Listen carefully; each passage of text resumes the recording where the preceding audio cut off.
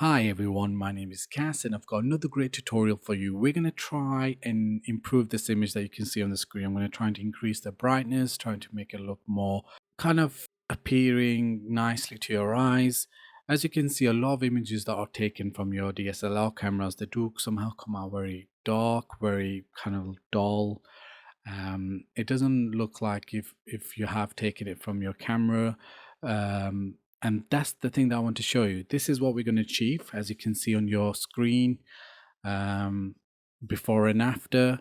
And I think it'll be a great way to show you some of the tricks that you can do using what I'm using is Affinity Photo 2.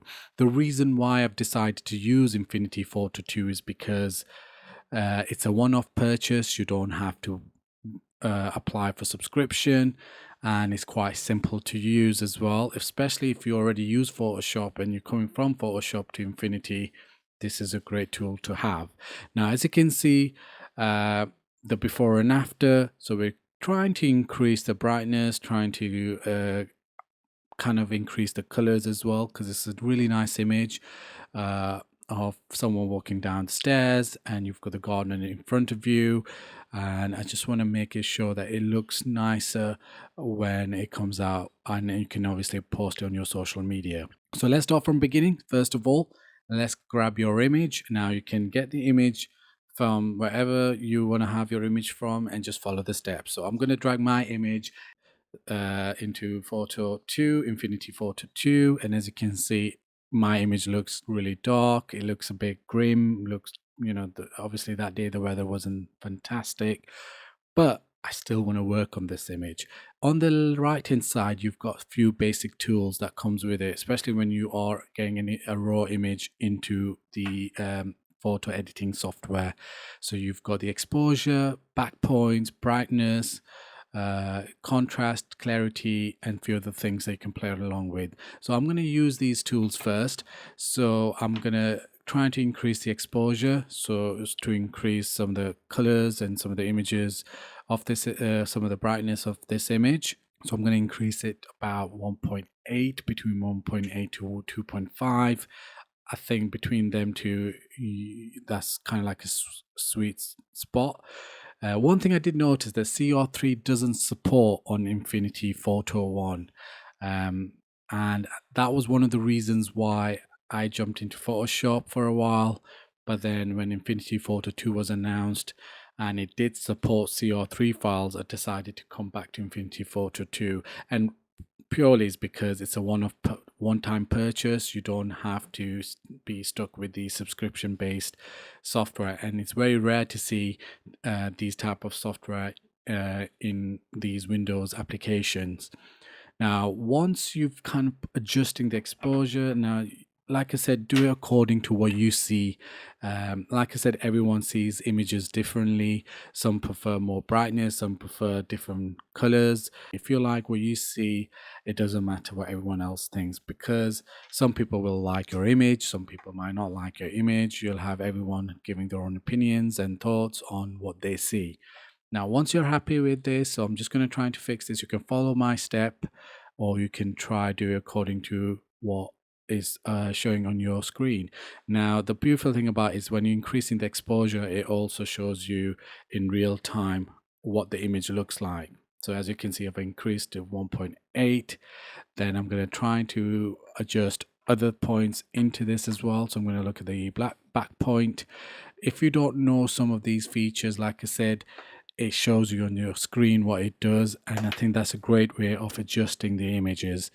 So I'm just going to quickly do all of this for you. And okay, so I'm happy with this. I'm happy with the result. It's kind of increased the brightness. The colors are looking really nice and bright. Everything shiny. So I'm happy with this result.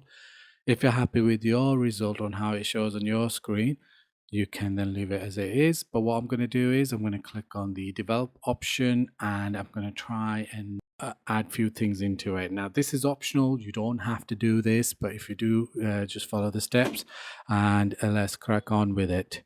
Now, first of all, what you need to do is there is an adjustment layer. Again, on the right hand side, you will see at the bottom corner, you've got a few small icons.